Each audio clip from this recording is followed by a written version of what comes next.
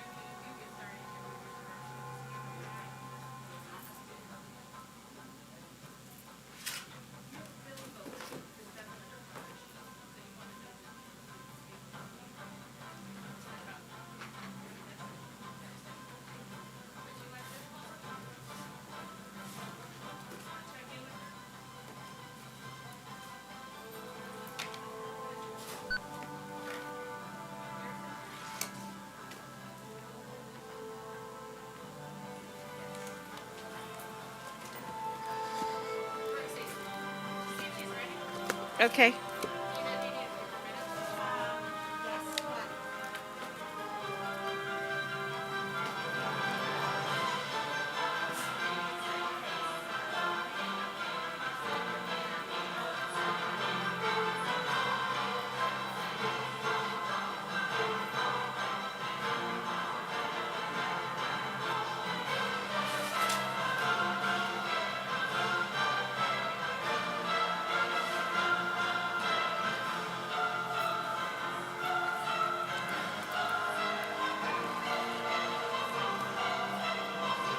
Do you have the judges? Judges? I'll put two are in order. Okay.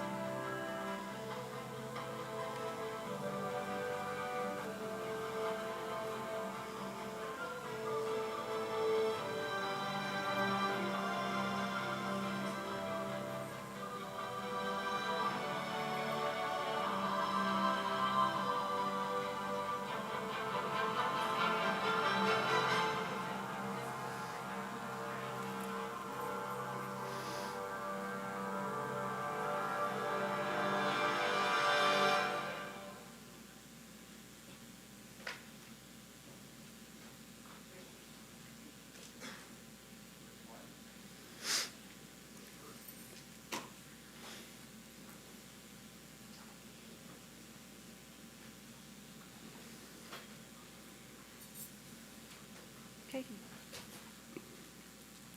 If I could have your attention, please. Welcome back.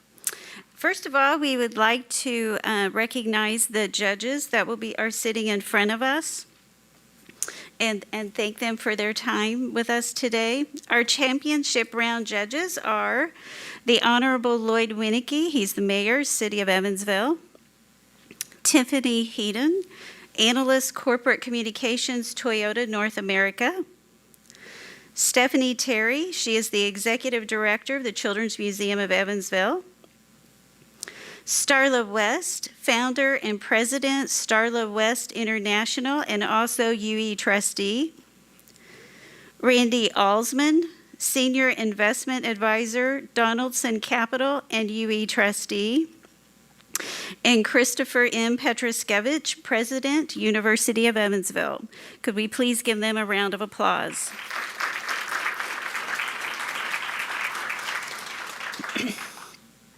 At this time, I would like to introduce Zach Parsons. Zach Parsons transplanted to Evansville from Phoenix, Arizona in 2009. He was one of the community leaders from the Community Initiative to establish TEDx Evansville in 2014. He and his wife, Jessica, founded the Honeymoon Coffee Company in 2016, and it's growing into its third location in the spring of this year. Zach taught social entrepreneurship at the University of Evansville from 2017 through 2020. He was also the host of the 2019 and the 2020 UE Community Changemaker Challenge. He continues to be an advocate for individual and community innovation, and we are so happy to have him with us as he addresses our aspiring changemakers today.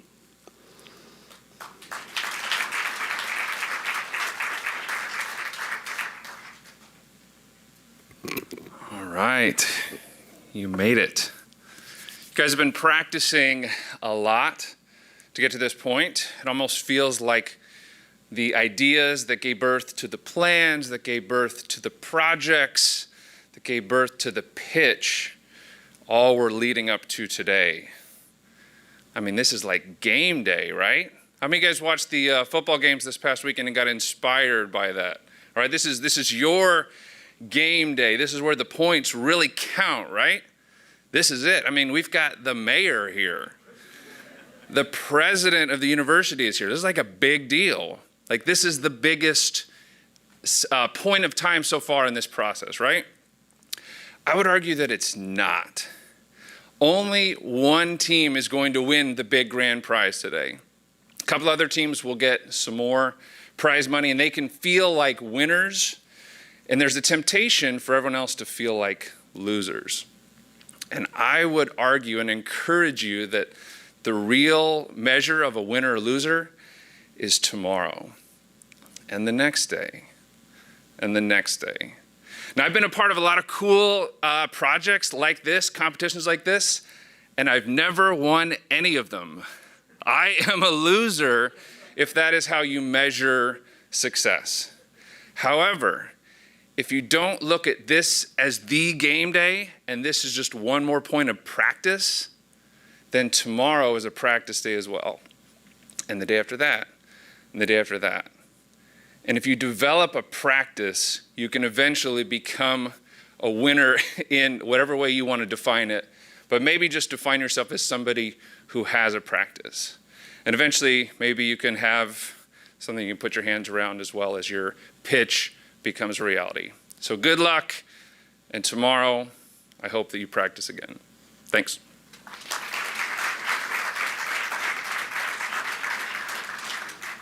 Thank you, Zach. At this time, we would like to recognize all top 20 finalists.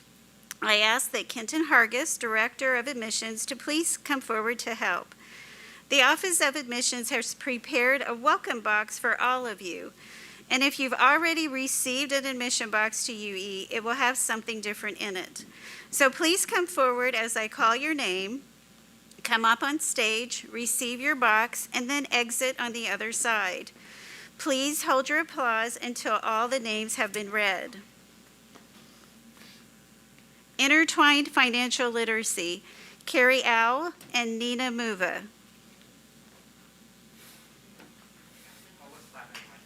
Okay.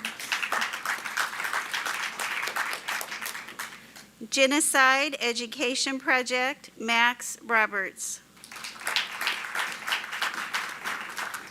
STEM Expo, Madeline Tarvin and Hannah Addison.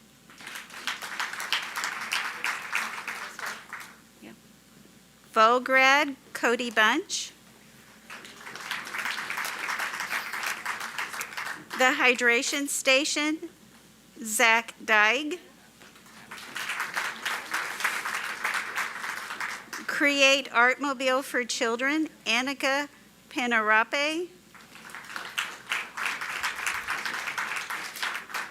Thrifts, Braylon McKenzie and Emma Thompson. Driving for Change, Sensory Inclusion, Tyler Myers. The Wholesome Forest, Elliot Foster Welsh. Project Cure, Sabrine Hussein. Restore and Rebuild, Faith Field. Uptown Gardens, Neva Verbic. Do You Mind, Brooke Willard. Teach the Educator, Save Our Future, Allison Gansman. Produce Prescription Program, Carly Hayward.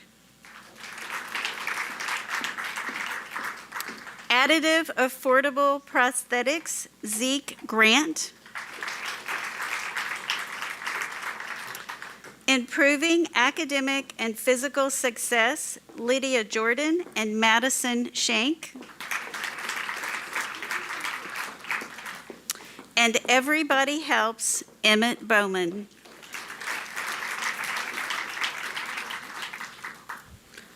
Please join me in recognizing these brave young students for stepping up to the world to make it a better place.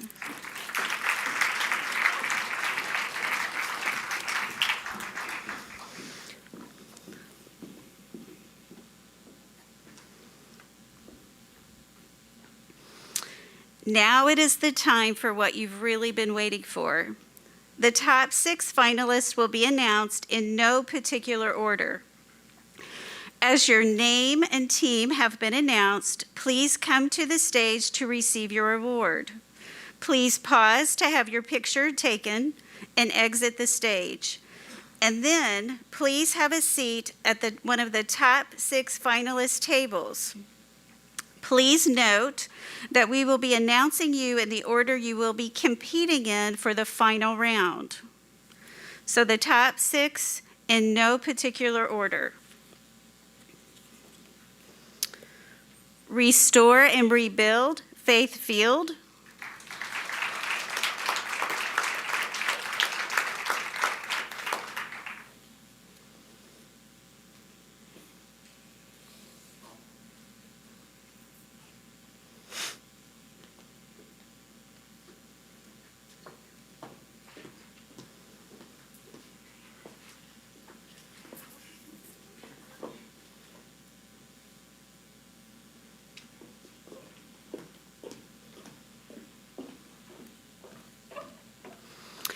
Additive Affordable Prosthetics, Zeke Grant.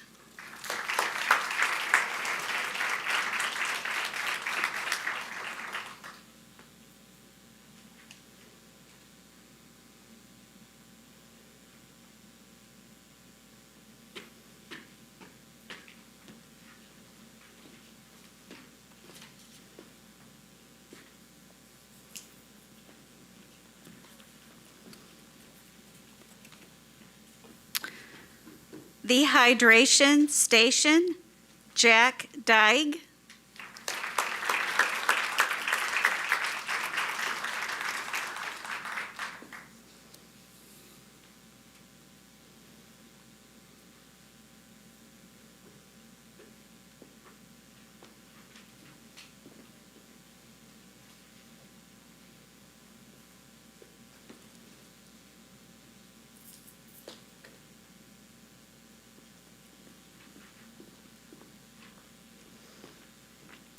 Uptown Gardens, Neva Verbeek.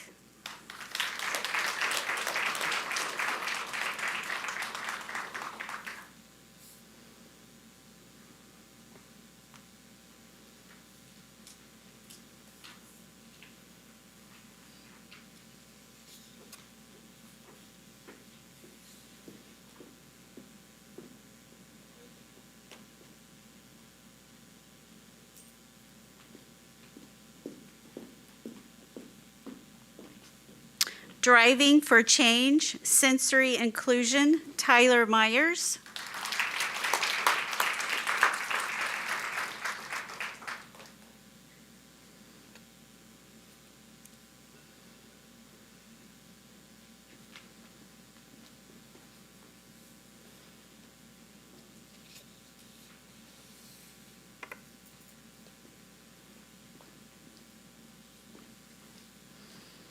And Intertwined Financial Literacy, Carrie Owl and Nina Muva.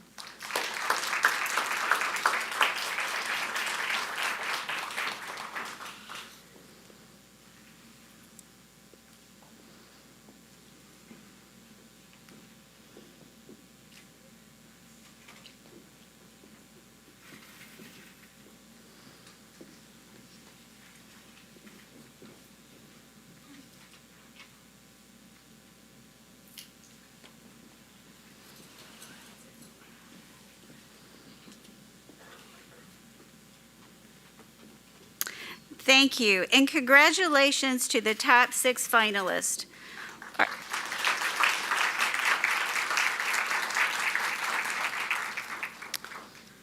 The first team may come up. Let's see, that would be Restore and Rebuild with Faith Field. We will start with Faith, and we will start the final round now. Thank you.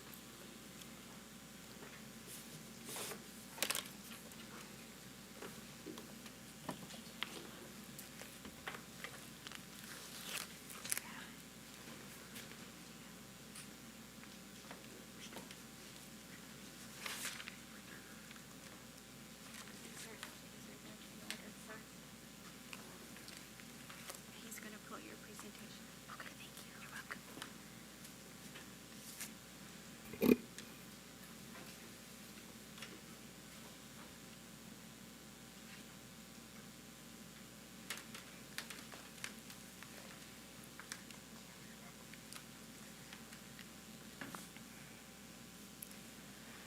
All right. Hello, everyone. My name is Faith Field, and this is my project, Restore and Rebuild.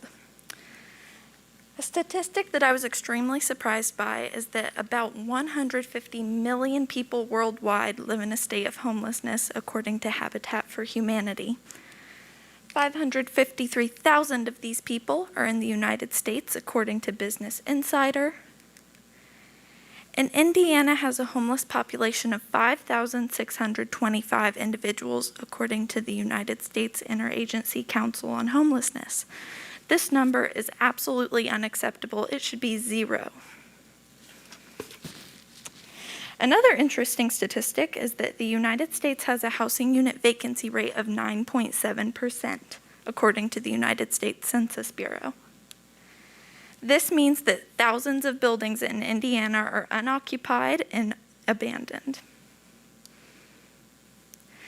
As someone who lives in Bloomington, I witness many homeless people in my community every day.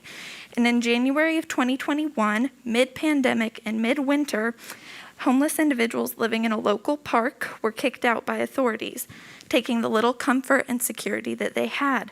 This inspired me to want to find a solution to help these individuals and stop this problem that was plaguing my community. So I propose an organization, Restore and Rebuild, which would work to house the homeless population of Indiana, help those individuals find a job that they enjoy, and give back to the community. Restore and Rebuild would be a nonprofit organization sponsored by local businesses and corporations and run by volunteers, so anyone who wants to do good in their community. Local businesses would donate funds to Restore and Rebuild to purchase these abandoned buildings and restore them back to livable conditions, allowing for homeless individuals to live in these buildings with the comfort of a safe, dry, heated, and cooled shelter. And based on the community that they are helping, Restore and Rebuild would search for the best opportunities to purchase abandoned homes. A great example of this is Gary, Indiana's program to purchase homes for $1 to be renovated to better the community. And an example of a company in my community which would be interested in Restore and Rebuild would be Cook Medical. Cook has already displayed that they're willing to better their community by purchasing and building a grocery store in Indianapolis to combat food deserts, and also purchasing the former GE and RCA buildings in Bloomington to further better the community.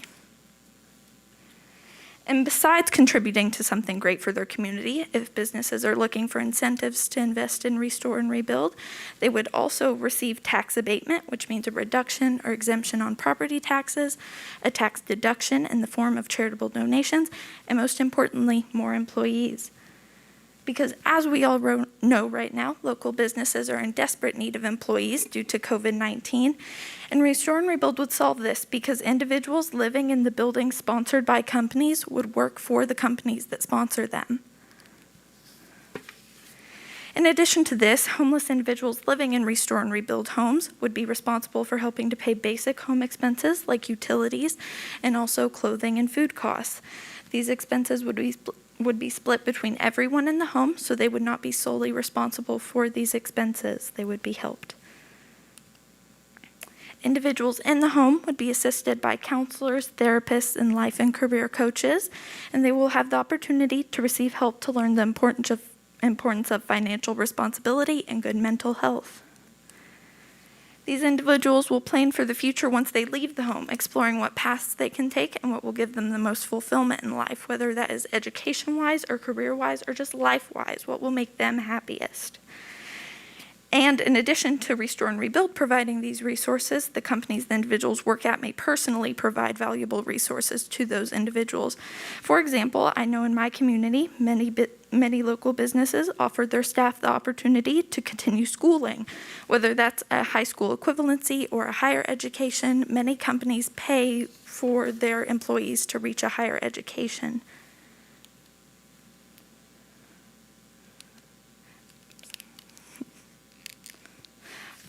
And Restore and Rebuild volunteers would also help individuals in the homes find activities and hobbies that they enjoy, which would be beneficial to everyone in the community. Restore and Rebuild volunteers can teach these individuals how to sew, how to garden, how to repair things, how to make art, which would not only be a great way for these individuals to find their passion and also what they might possibly want to do once they leave the home, but also it would provide resources for others in the home because, for example, if they can grow their own food, that would heavily alleviate food costs. Same with clothing costs if they can sew their own clothing. But of course, with such an ambitious organization, we have to talk about the difficulties we will face. For example, individuals may not want to help with home expenses, or they may not wish to leave the home. Restore and Rebuild will have to handle these on an individual basis because everyone's needs are different. Restore and Rebuild will stress the importance of helping the community to the individual and give them opportunities to seek the counseling and coaching provided. And a development plan will be clearly communicated to any potential resident, relaying that eventually, once they're back on their feet, they will have to leave the home. This organization is meant to rebuild the lives of those affected by homelessness. And if they aren't willing to work hard and give back to the community, then someone else will have to take the place so they can have that opportunity. We have to remember that everyone's needs and work ethics are different, but no one should be abandoned. So we will make sure that the individuals that aren't a good fit for the program still have a home in a homeless shelter. Once again, I just want to reiterate that Restore and Rebuild has one main goal in mind: to restore and rebuild the lives of those affected by homelessness. These individuals have fallen into unfortunate circumstances, and as fellow members in society, with the resources we need to help them get out of their situation and restore and rebuild their lives. Here are my statistics. Thank you so much for your time, and I'm ready to answer any questions you have to the best of my ability.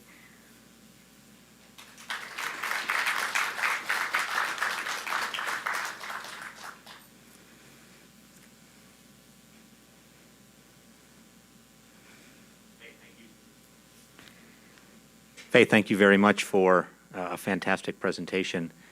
I'm wondering how you would go about selecting the individuals that would be part of, I would assume, a pilot project before a real project begins on a much larger scale. Of course, and with this organization, we would of course want to help as many people as possible, but initially that would not be the case. It would be on a first come, first served basis initially. And we would reach these people probably by going to local homeless shelters and reaching out to these individuals and saying, hey, we have this great opportunity. Would you like to be a part of it? And initially, unfortunately, we could not help everybody, but the goal is to be able to help as many homeless individuals as we can, where we don't have to be selective in the future. Thank you for your thoughtfulness. Thinking about sustainability, I'm thinking about organizations in our community that do a lot of work in this space. Have you explored partnerships with other nonprofits that could potentially bring together collaborative efforts, perhaps expansion of their mission to align with yours, so you're not competing, or so you're competing less in terms of fundraising and all this in the eyes of long-term sustainability? Right, that would be something we would have to look into to make sure that we aren't competing with anybody for this and that we're all working together because we all have this main goal in mind. So we would work with local homeless shelters to make sure that they know we are here to help them and make their jobs easier in return. And with partnerships, we would of course want to make good partnerships with other companies who would be willing to help us and help with donations and help with resources. So we would do everything in our power to make sure that we have good connections and healthy connections to make sure that this is sustainable and we can help as many people as we can. Yeah. Thank you very much.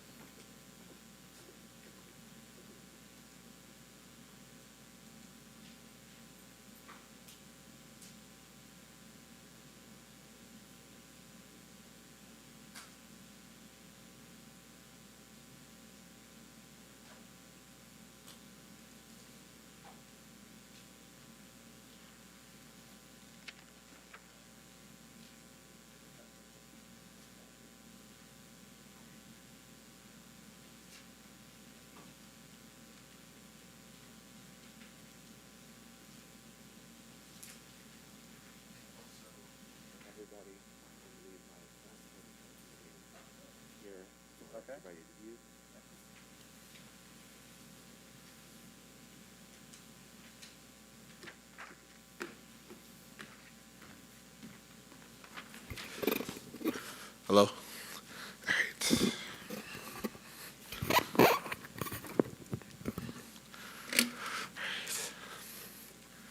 Hello, everybody. My name is Zeke Grant, and I am a senior at Perry Central High School. And this is Affordable Additive Prosthetics.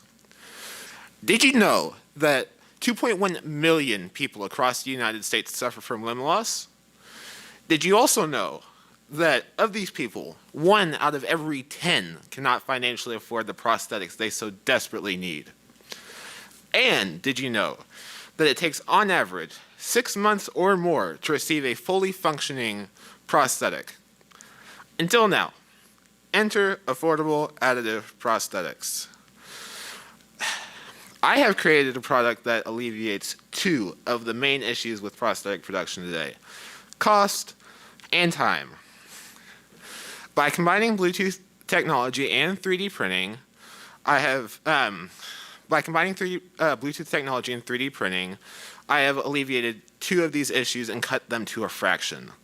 Not only have I reduced cost of production, I've retained a 300% profit margin while remaining affordable to everyone.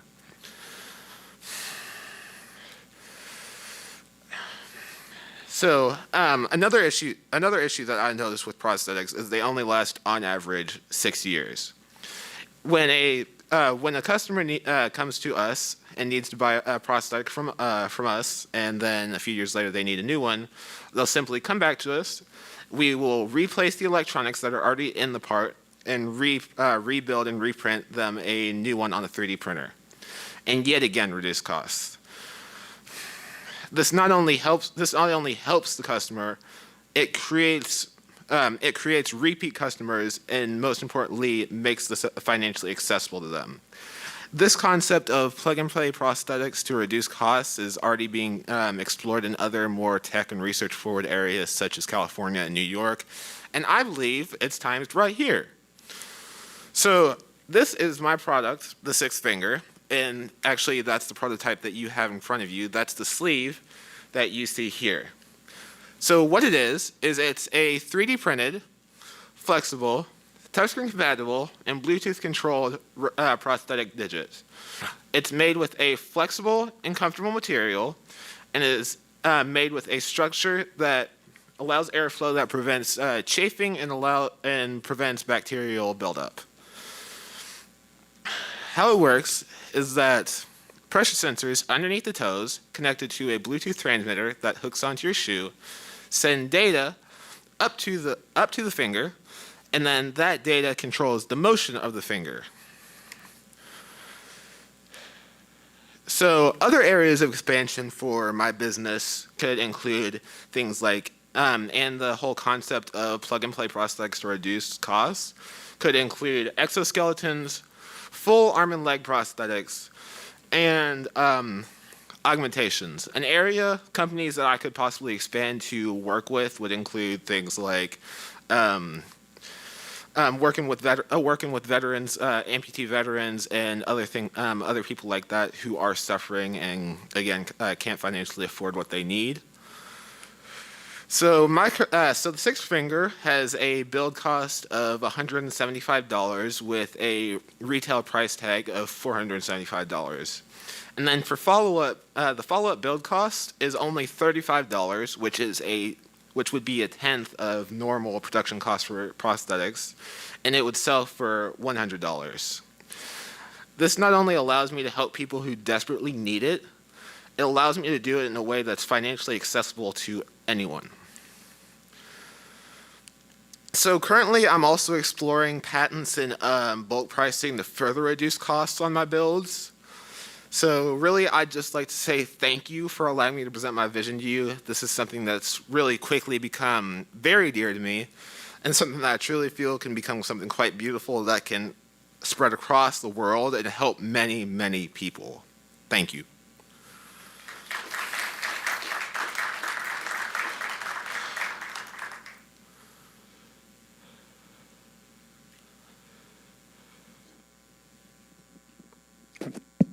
It's on. Hooray. First of all, thank you very much for taking the time to put together this idea and this presentation.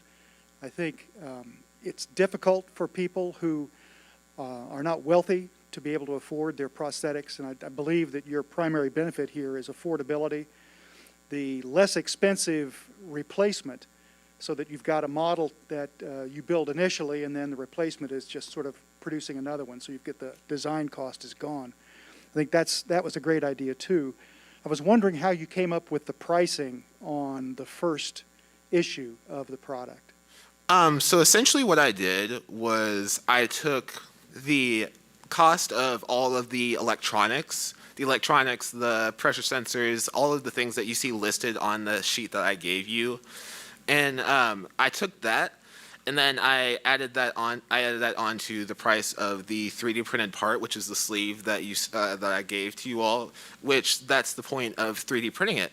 3D printing reduces the costs incredibly, again, to a fraction, and that's the whole point of what I'm doing. So I took that, and then again, as I said, it has a 300% profit margin for pricing while remaining affordable. It's only $500. And it's only $475 instead of tens of thousands of dollars or more, depending on the model prosthetic you get. And of course, this is only a first product that I've created. I would like to expand, as I said, into arm and leg prosthetics. And while those would cost a bit more, I prefer to keep those, again, financially accessible as well.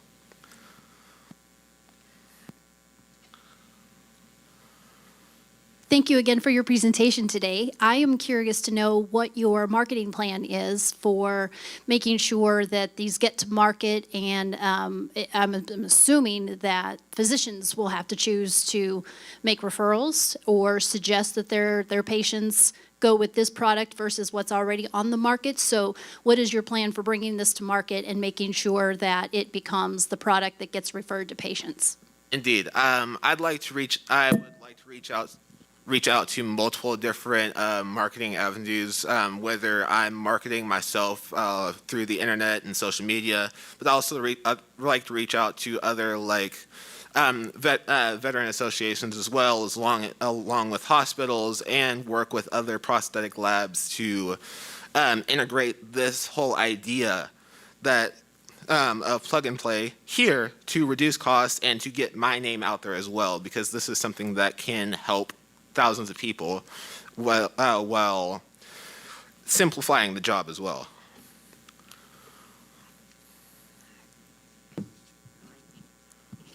Thank you.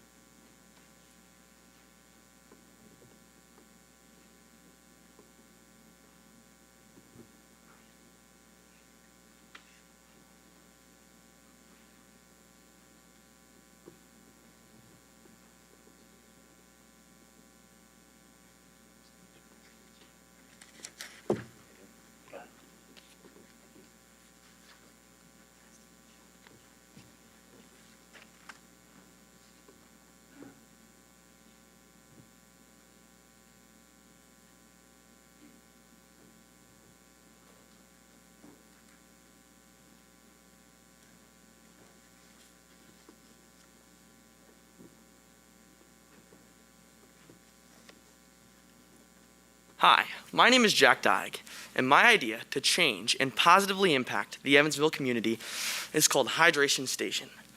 These would be various automated, contactless water filling stations dispersed throughout the downtown Evansville area. They would dispense 16 ounces of clean, filtered water to the general public for absolutely no cost at all. As of this point in time, there are more people inhabiting and spending their time in the downtown area than ever before. Yet there's little to no easy access to easily accessible, clean, fresh water. With the implementation of these water systems, it would not only encourage citizens to drink more water, but also to spend more time in our downtown area. As well as providing a convenience for the general public, it would also provide a basic necessity of life for the people who need it. The homeless population in Evansville has grown 12.5% since 2017 and is continuing to grow. Furthermore, the poverty rate in Evansville is a whopping 21.81% of our population. 21.81% of Evansville are barely scraping by. With these water stations, it would provide reliable access to clean, fresh water for the people who need it most, effectively revolutionizing the health and wellness of others in our community. Our first water station would be located in front of Old National Bank along the Riverwalk area. With so many people walking, running, and spending their time in this area, this water station would encourage them to spend more time enjoying our Ohio riverfront. Our next location would be in the heart of Main Street, right off of Cowork Evansville, and the Evansville Mural Alleyway. With Main Street being one of the busiest streets in Evansville, this would encourage citizens to spend more time enjoying our local businesses and our beautiful city of Evansville. Our third location would be where these two trailways connect, right next to Mickey's Kingdom Park. On my search for the third location, even in the cold winter month of January, this was the busiest spot in downtown Evansville. With so many kids playing on the playground, people walking, running, and riding their bikes, this is the most strategic spot for our third location. On our water dispensers would be a written mission statement as well as a QR code so that people could donate. We would also sell completely reusable water bottles to cut down on the overwhelming amount of plastic waste in America. I have already globally sourced and calculated the financial logistics of sourcing these water bottles and selling them for the low price of $5 each. Our pricing for 1 year plus startup includes 3 water systems, our first order of 500 water bottles, other costs such as maintenance and water cost, and the installation cost for all 3 water stations. This puts us at $13,855. We plan on completely paying for this price through corporate sponsorships. I've already calculated the logistical revenue from 1 year, and if we were to sell 500 water bottles for $5 each every 2 months, as well as get $50 worth of donations for 300 days of the year, that is $30,000 worth of revenue. 100% of this revenue would go into funding various rooftop gardens for businesses in the city, filling our beautiful city with green. With the fresh fruits and vegetables grown, we would give them away to food deserts in Evansville and to people that may not be able to afford fresh fruits and vegetables often. We would also send out teams to regularly clean Evansville streets to keep Evansville looking beautiful. We would then send out qualified people to educate younger people on climate change and our effect on the environment, because we know that change in this world starts with the younger generations. With our financial plan, we would also be able to completely fund solar paneling for 1 local business every single year. At Hydration Station, we are committed to not only providing fresh water for the community, but also building a cleaner Evansville that is more conscious of its green footprint on this earth. Hydration Station is unique because it is a completely philanthropic idea where we give fresh water to the community, and by giving fresh water to the community, we give back into the community through green projects, building a cleaner Evansville. While growing this idea throughout these 2 months, I was able to get in contact with the COO and president of Old National Bank, and this is what he has to say about Hydration Station.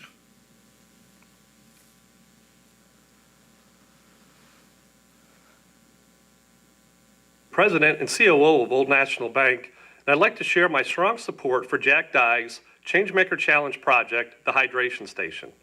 The Hydration Station will promote the health and wellness of our community, including our most vulnerable homeless population, by providing clean, filtered water at no cost. The thing I really like about the Hydration Station is that Jack has built a platform for growth and sustainability through the sale of environmentally friendly, reusable water bottles and fundraising. Dollars generated will help add new hydration stations, along with rooftop gardens producing fresh fruits and vegetables, and solar power to downtown Evansville buildings. In summary, I think the hydration station would help to improve health and wellness in Evansville and ultimately improve quality of life for all community members, all while laser focused on being environmentally friendly and green. Thank you in advance for your support. This is Hydration Station. Thank you.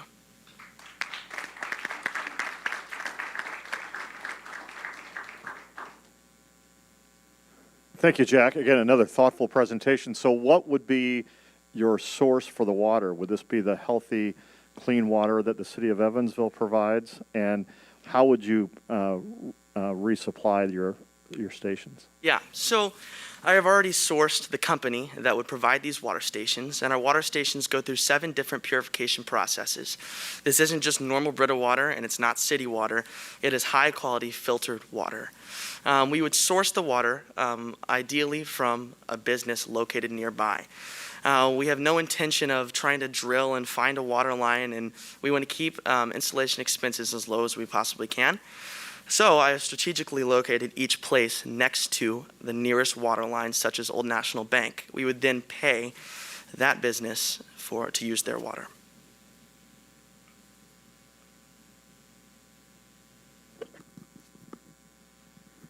Jack, thank you again for a wonderful presentation, along with the other ones that we have seen.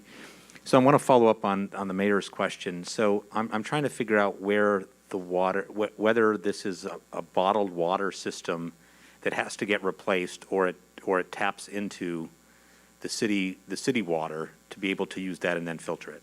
Yes. So these systems they tap into they would tap into the city water. Into the nearest water line, and then it goes through the system, filtered, and then it allows you to get water contactless through the station. Thank you. Yes. You're connecting with Old National Bank. Yes. Were you able to secure any seed money to get your project started? Well, the COO, he already agreed to completely back our idea. He was in full support, and he said as soon as we're ready to go, Old National will fund parts of the idea. So, no matter what happens today, I do plan on continuing this idea and partnering with Old National and actually doing it. So, yeah.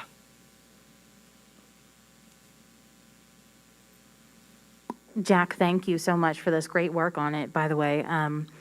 It's a little bit of a question, follow-up to Mr. Mayor, and maybe an advice, but have you reached out to the Water and Sewer Department in Evansville and, talked to them about what the infrastructure would be on 1 or 3 of these, for example, and perhaps maybe a partnership with the city instead of the individual businesses?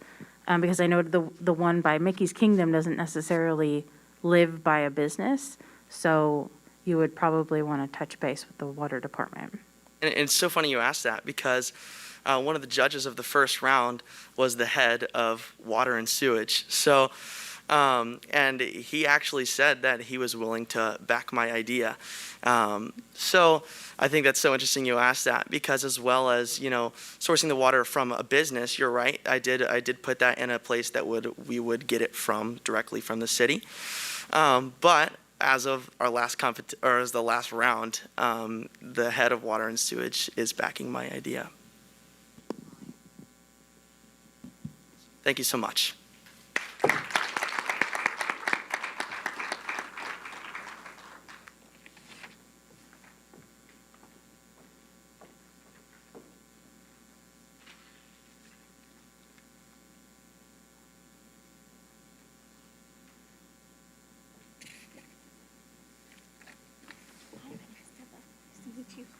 Good afternoon.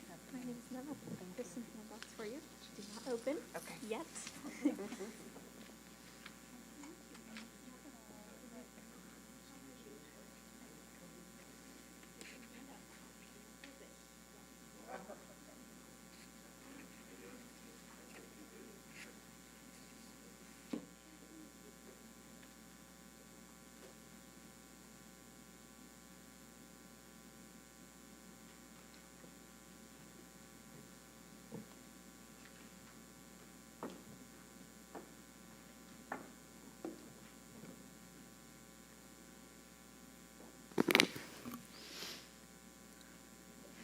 Hello, everyone. My name is Neva Verbic, and I have a question for you. When you hear the words rooftop garden, what do you think of? For me, I see gray industrial landscapes turning bright green and beautiful. Imagine hyper-local organic lettuce, tomatoes, and herbs grown on a rooftop near you. It's possible, but we have a problem, and I'm going to spend the next few minutes telling you how Uptown Gardens plans to help. For many of us, nature's become nothing more than a backdrop for our everyday lives. And due to issues like over-industrialization, people have lost their connection to the environment and their food supply. It's been estimated that approximately 1 acre of land is lost due to urbanization and highway construction for every person added to the US population. I consider myself a backyard urban farmer, having grown up around chickens, composting, and raised bed gardens. So when the acres of cornfields surrounding my home were destroyed and replaced with warehouses like this one, I knew something had to be done. The average food product in the US travels 1,500 miles before even reaching a consumer.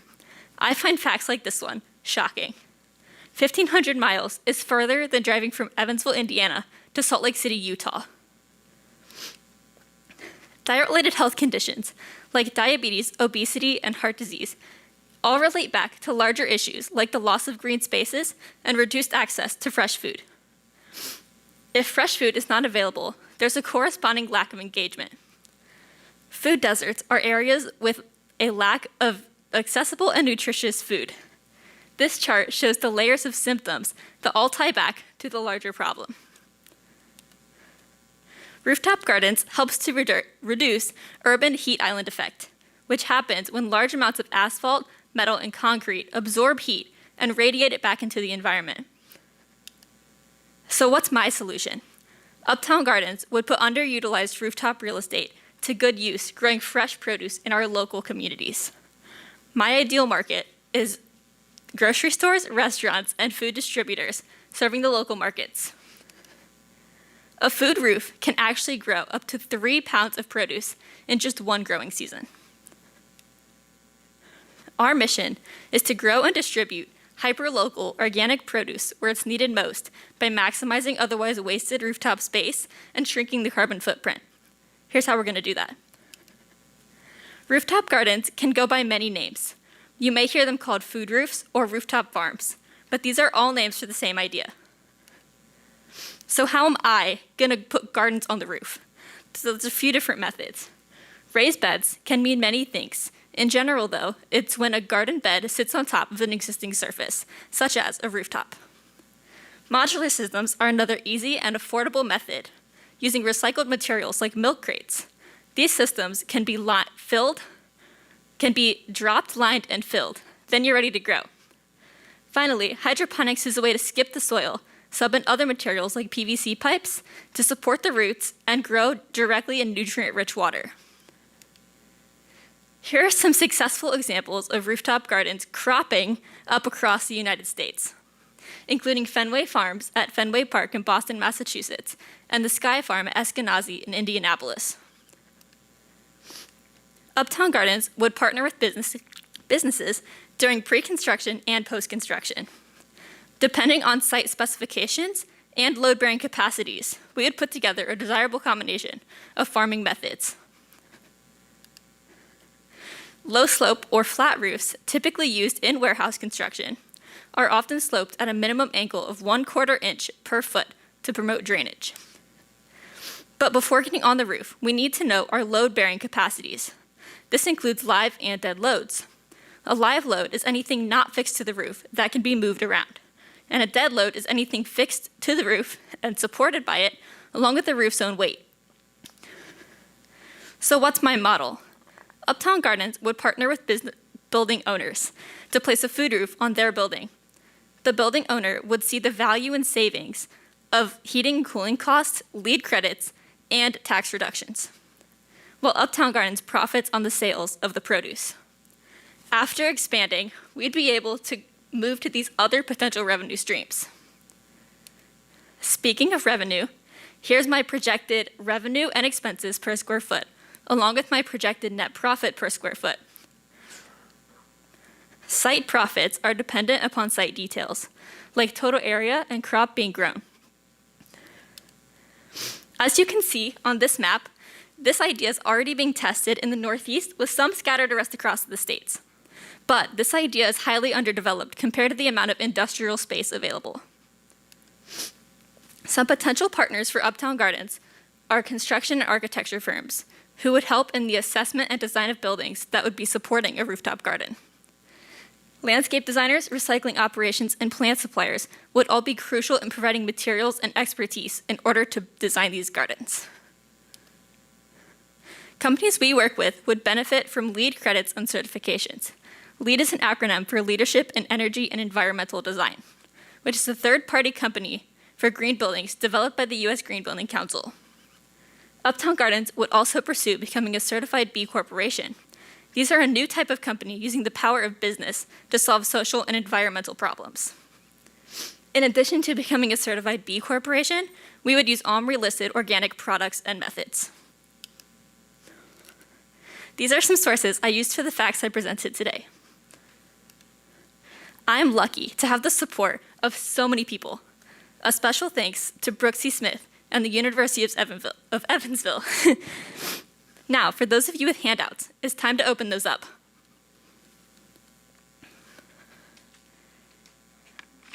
A single seed embodies change and has tremendous potential. I hope I've been able to plant a few seeds within your mind today. Now it's your turn to sow some seeds of change within your communities.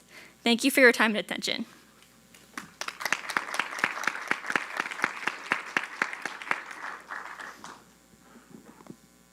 Great presentation. Thank you so much. I can definitely tell you this is well researched and well thought out. I do have a quick question, which may come as a surprise, but who is going to be doing the gardening? Because I can see companies wanting to provide the space, being willing to do that, but then when it comes to someone tending the garden, cultivating the soil, all of that, that's very detailed, are they going to utilize their own employees? And what about those who really don't know a lot about gardening? So we are going to be the ones installing and maintaining the gardens. Our employees would be the ones doing the maintenance, weeding, and care of the garden, along with the harvesting of the produce, and then we would profit off the sale of the produce. And just as a follow-up, are your employees paid or are they volunteers? They are paid. Neva, you put an impressive amount of research together, as Starla said. Thank you. Great presentation. I think back to when I was your age, we couldn't have produced anything that's 5% as impressive as what everyone has done so far, and I'm sure the others will as well. One question I have on the rooftop garden concepts as they have played out around the country. Do you know how long the oldest one has been successful, has been operating? Do these start up and then fail, or do you know how sustainable they've been? Unfortunately, I do not, but I know that gardens such as Fenway Farms, which is a ballpark, have been using these gardens year after year to provide produce for their own businesses. Thank you. Thanks again for the presentation. I'm wondering whether there is a model that allows you to partner with some of the other presentations to make some of the product that's available as a result of rooftop gardens to be available for areas of homelessness and food deserts that might be available here in Evansville, as opposed to sending all of the produce to restaurants and businesses. Yes, I know that many other presentations that presented today have mentioned access to fresh food, and having our locations closer to these areas would probably definitely be beneficial to their businesses as well, to help put that fresh produce where it's needed most. Thank you.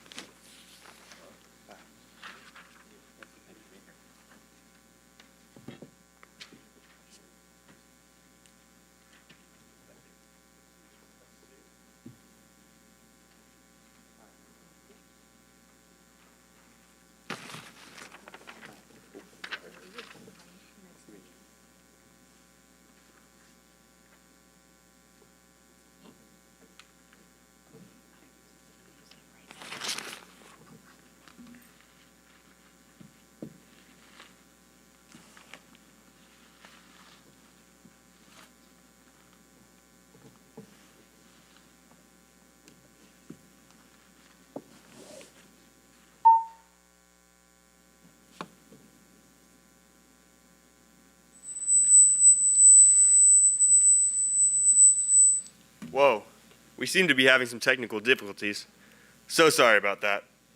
Well, now that I think about it, what we just experienced is a small taste of what those with sensory processing disorder experience every single day. Now, I want you to imagine that sound. Imagine not being able to escape it or simply shut it off.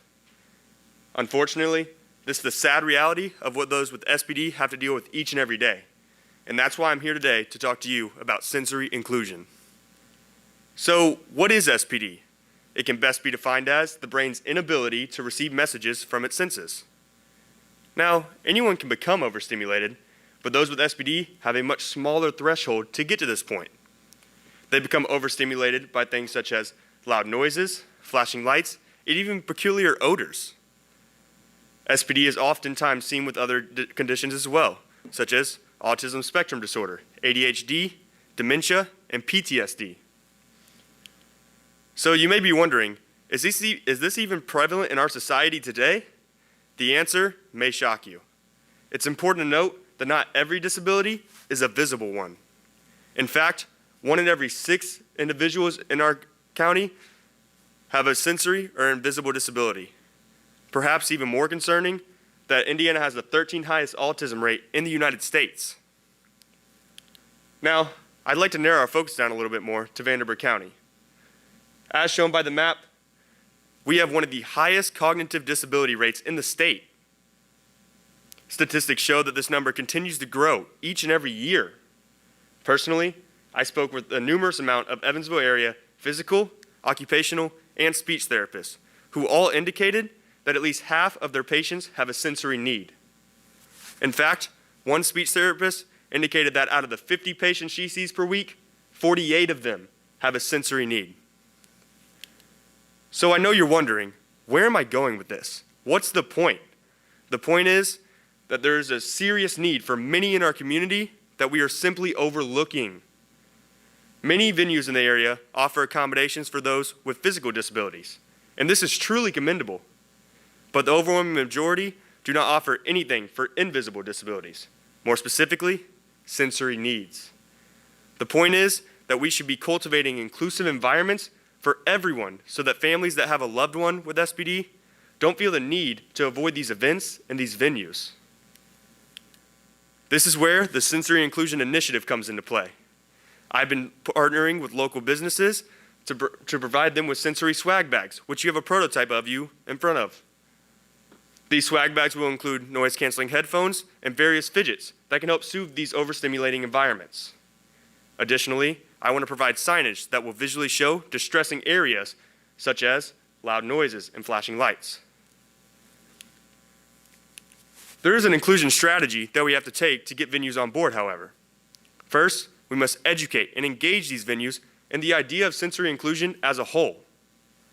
After that, we must get these venues to commit to the initiative. Following the commitment, we equip them with these sensory bags, which are very easy to check out. To check one out, patrons simply leave their ID, and upon return of the swag bag, they receive their ID. Finally, we must communicate to the broader community about the accommodations that are available for everyone. So I know you're wondering, are businesses even willing to participate in this initiative? The answer is absolutely. This is a win-win. Businesses have an opportunity to expand their customer base to a population who may not have visited their venue in the past. As you can see, there's a very impressive list of venues that have expressed their interest in furthering this initiative, including the Ford Center, Old National Events Plaza, and the EVPL. So, who's paying for all of this? Well, I've provided you with a booklet that shows that each swag bag and sign will cost roughly $50. This brings our total overhead costs to roughly $5,000.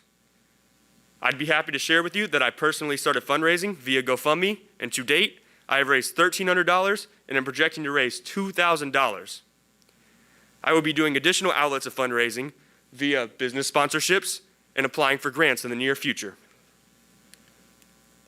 Well, I've already answered why we should do this. We demand accommodations for those with physical needs. Why shouldn't we expect the same for those with invisible disabilities? Today, we have an opportunity to change that. I want to leave you asking yourself, why shouldn't we do this? I feel very passionate about this initiative, and I'm here to ask you, will you help me drive change and join the sensory inclusion movement today? Thank you.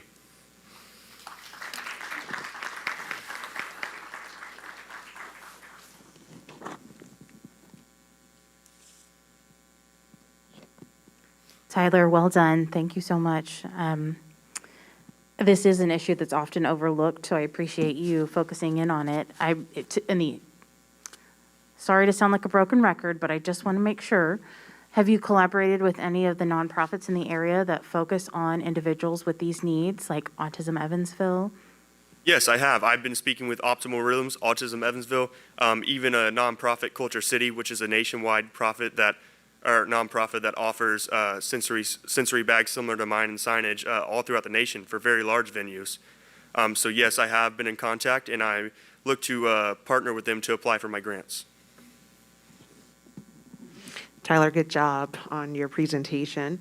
I think you need to add the Children's Museum of Evansville down as one of the businesses.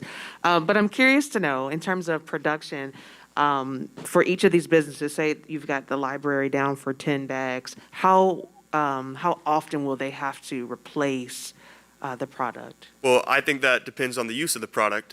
First, we have to make sure that these are being known to the public. We have to communicate to make sure everyone knows about these.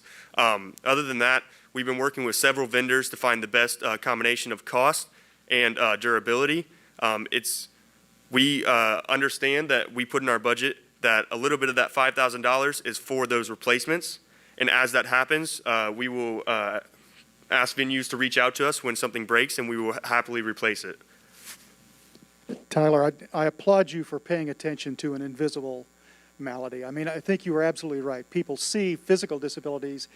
Many people don't think about the invisible ones. So I applaud you tremendously for taking that project on. One suggestion you might think about, especially in this age of COVID, is some cleaning process or regimen so that the bag of goodies or the bag of fidgets and hearing noise cancellation headphones could be closed and sealed with proof of the fact that it's been sanitized since the last user. That might reduce hesitation to use it. Yeah, we have thought about the individual bagging of each item just so everyone knows that they have been cleaned. I've also strongly suggested to every venue that I've been in contact with that they should sterilize each and every one of these items, especially given the current circumstance of the COVID. Additional cleaning will be up to individual venues and their protocols. Thank you.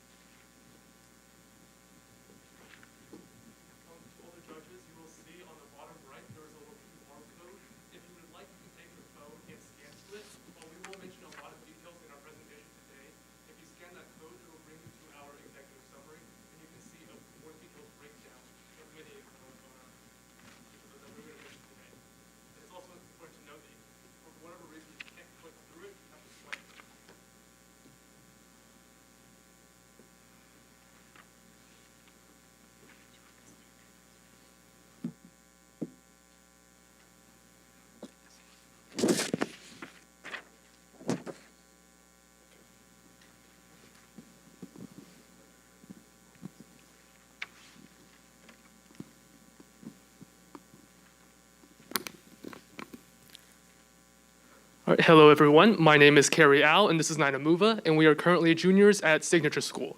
I'd like to thank the judges for listening to our pitch today. Financial literacy in the United States as a whole is a big issue. According to studies compiled by the U.S. Financial Literacy and Education Commission, only 1/3 of adults can identify basic financial literacy concepts. Americans simply do not understand concepts such as mortgages, paying interest rates, and paying taxes. In addition, Indiana education ranks 32nd out of all 50 states. And while Indiana, the state, requires us to take an econ course for graduation, high school students are not required to take a personal finance course. 41 out of every 100 Indiana student chooses not to go to college, which means they go into the workforce with no prior knowledge of paying taxes, monthly budgeting, and more, which we can all agree that these are basic key aspects of life. The other 59 must navigate the world of college, the additional cost of living on their own, and student loans. You may be wondering, how does this relate to Evansville? Well, within the Evansville Promise Zone, which currently accounts for 1/5 of Evansville's population, EVSC school reports that they have received 5 Cs, 7 Ds, and 4 Fs for their quality of education. While EVSC is working really hard to remediate this, still 30% or more of the population have less than a high school diploma. This means they're entering the workforce without any knowledge of basic financial necessities such as debt, taxes, loans. Financial literacy will give them the basis to have basic money management skills, such as banking, savings, and more. Without this knowledgeable base, they will be put in a situation where they'll have lifelong money struggles without this financial literacy. However, as education moves to more technological aid, we can no longer teach financial literacy with a textbook. Instead, we need something more engaging and stimulating for the student that will actually help them in the school as well as in real-world applications. Our solution is Intertwined Financial Literacy. Intertwined seeks to create an online, interactive simulator that allows students to work as a stock fund manager, optimize portfolios, and budget while coordinating with the teacher's lesson plan or state curriculum. They can also learn about monthly budgeting, insurance, interest rates, and more. We plan to utilize adaptive learning software to allow students to learn through lessons most effectively. Essentially, a student is given questions about a certain topic that progressively get more difficult. After that student masters the topic, we unlock that tool, say an options chain in the market simulator. That student going through the adaptive lesson program is now well prepared to use that options chain and develop a more advanced investment strategy.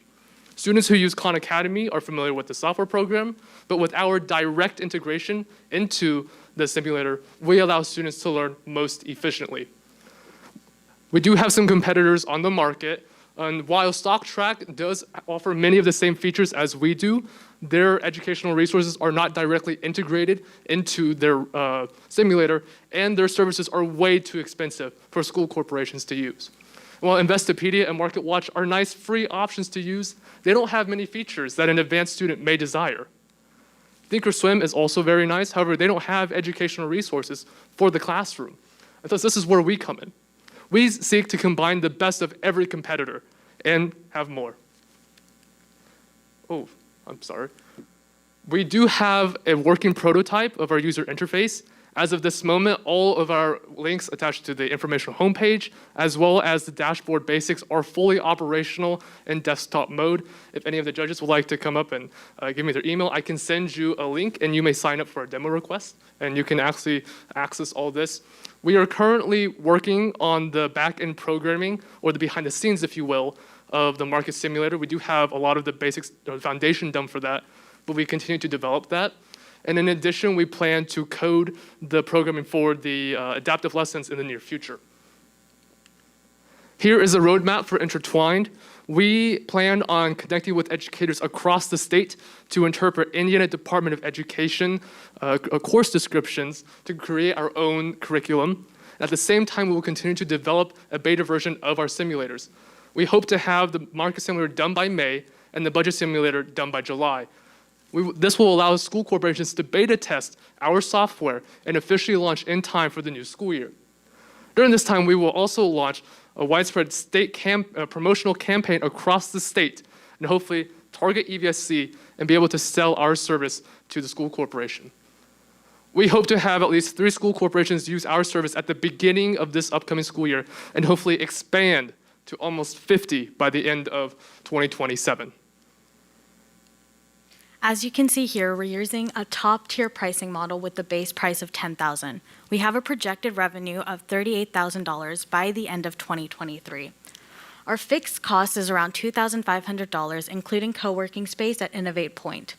Our variable cost is around $16,000, including server and web hosting, as well as employee salary, for a total of around $18,000. However, since our company is uniquely profitable because of web page low cost, we are willing to give 10% of our money to creating free lessons for Evansville adult population. We will also be allowing them to go through our program for free to become Intertwined licensed educator to also help educate the population of financial literacy education. This cannot be done without the support and enthusiasm of the Evansville community. We will also be partnering with FIA, a job recruitment company, who will help individuals in the Evansville community find a job for them using a unique AI system. We will also be donating 5% of our revenue to former UE Changemaker projects such as Project Oasis, who we've been in contact with that works to eliminate food deserts in Evansville. All in all, 15% of our revenue will be given back into the community to help adults who struggle with financial literacy. While Carrie and I are here today, I'd like to thank the rest of our team as well as the judges and Mr. Moda, our sponsor.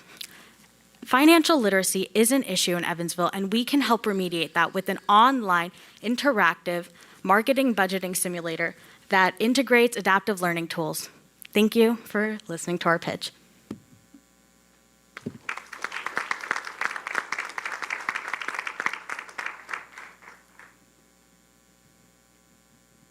Thanks for your presentation, really thoughtful. What do you think your biggest hurdle is? Definitely the programming. I only have so much knowledge of it, and I think previously, Walker, he is currently a computer science major at Santa Clara, and he helps me time to time with the programming. But it's specifically the integration of the adaptive learning software into the simulator. I am having some difficulty getting that programmed into that, and so with as you saw in our class, we are hoping to hire somebody outside to help us with that programming. That wasn't the answer I expected, so thank you. Let me ask you this. How difficult will it be to integrate into school systems? I definitely think integrating into the school system will not be difficult per se, but will be something we have to educate and talk to and convince EVSC. We hope that EVSC understands that financial literacy is necessary for children to learn because they will be adults who will be going through these issues. So with our promotional campaign that we will launch, we hope that we can convince EVSC and other school corporations in Evansville and in the state to buy our product. This is my business. I'm sorry. Oh, sorry. Never mind. Thank you for approaching this issue. This is a very much needed issue to address. Thank you.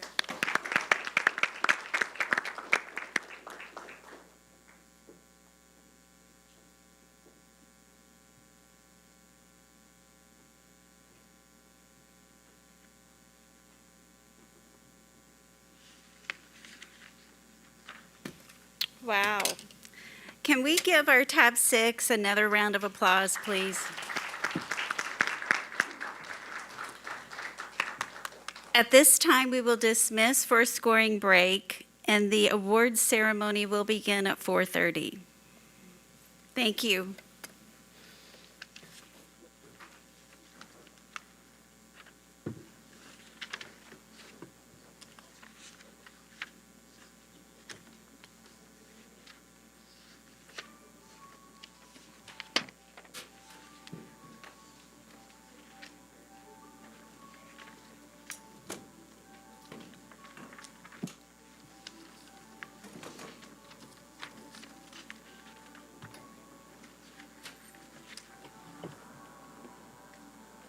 Welcome. Do you want to come back into your room to finish up? Yeah. We've got enough time.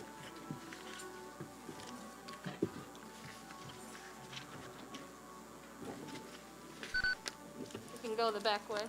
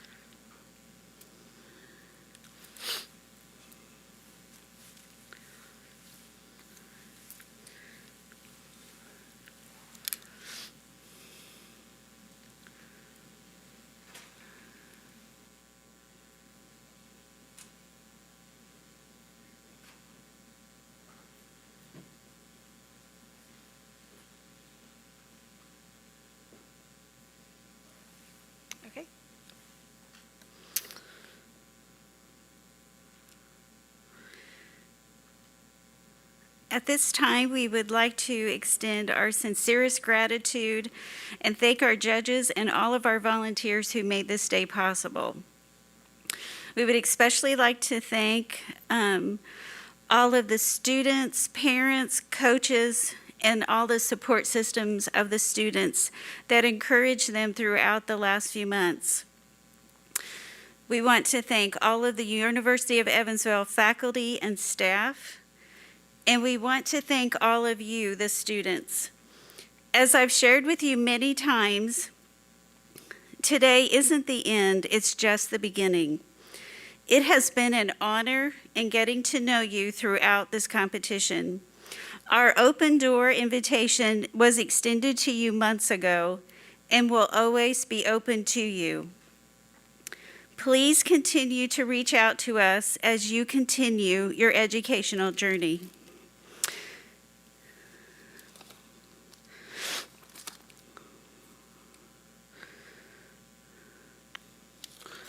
Sorry.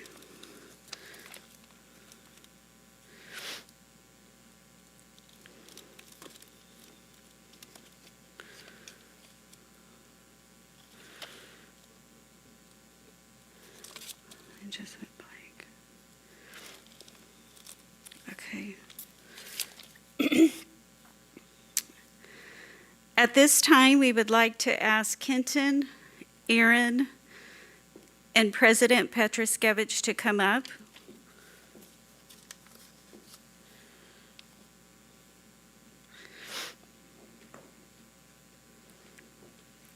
And I'm going to introduce, yes. Kenton Hargis is a proud UE alum, having received his degree in business administration. He truly enjoys helping families make the right college decision.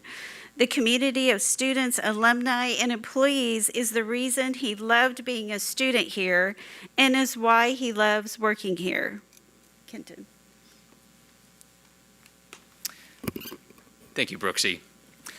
Students, congratulations. You should be extremely proud of all of your accomplishments and your achievements. On behalf of the University of Evansville, it is an honor to announce the 3 recipients who will be receiving scholarships today and what those amounts will be. The 3rd place recipient will receive an $18,000 annual scholarship to attend the University of Evansville. 2nd place will receive a $23,000 scholarship to attend UE, and the 1st place recipient will receive a full tuition scholarship annually to attend the University of Evansville. So again, yes. So again, you should be extremely proud of your accomplishments, and please know what an inspiration you are to all of us in the room today. Now, it is my pleasure to introduce the president of the University of Evansville, Chris Petroskevich.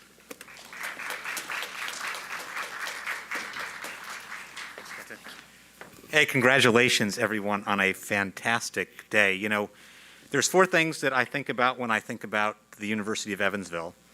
And the first one is to think critically. The second one is to act bravely, live responsibly, and meaningfully in a world that is going to continuously change. And so one of the things that I learned in watching all 6 of your presentations today is that you satisfied all 4 of those things that are a big part of the University of Evansville. You know, long before I became president, I was a trial attorney for the United States Department of Justice, and so I got to travel across the country and represent the United States. And, you know, sometimes I had good cases and sometimes I had bad cases. But one of the things that I always paid attention to was the quality of the advocacy on behalf of whether it was my colleagues or my opposing counsel. And one of the things that you should be most proud of today is that out of all the years that I spent traveling the country and trying cases, the presentations that you made today were fantastic. So on behalf of all of us at the University of Evansville, thank you so much for not only investing your time and energy, but also making yourselves and making your schools really proud. So congratulations, everybody. We're delighted you're part of the University of Evansville today, and good luck in the future.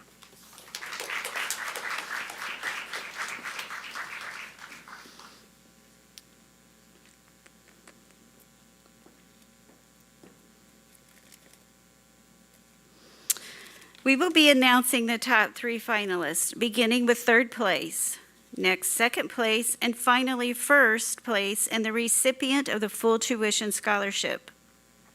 Would we announce your name, please come to the stage to receive your reward, pause for a photograph, and then exit the stage. Please remember there is a backdrop located in the hallway for additional photograph opportunities. Okay, so here we go. Ready? Our 3rd place winner, $18,000 per year for 4 years, the Hydration Station with Jack Dyke.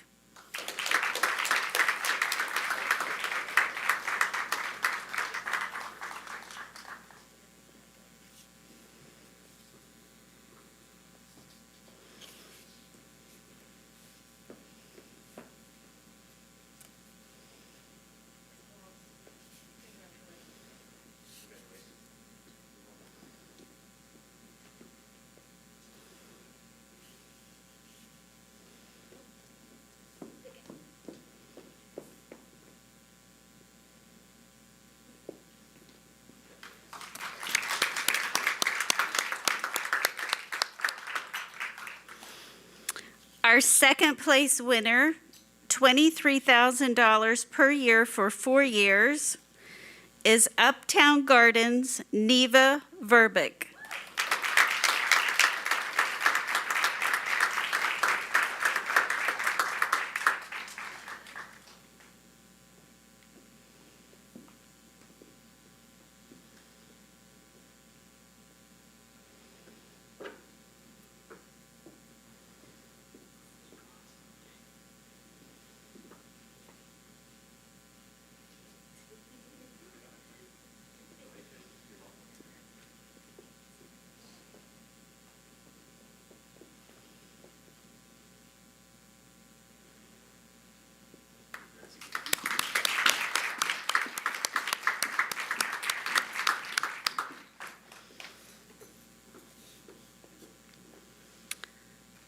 And our 1st place champion, the recipient of full tuition at the University of Evansville for 4 years, is Intertwined Financial Literacy, Carrie Owl and Nina Muva.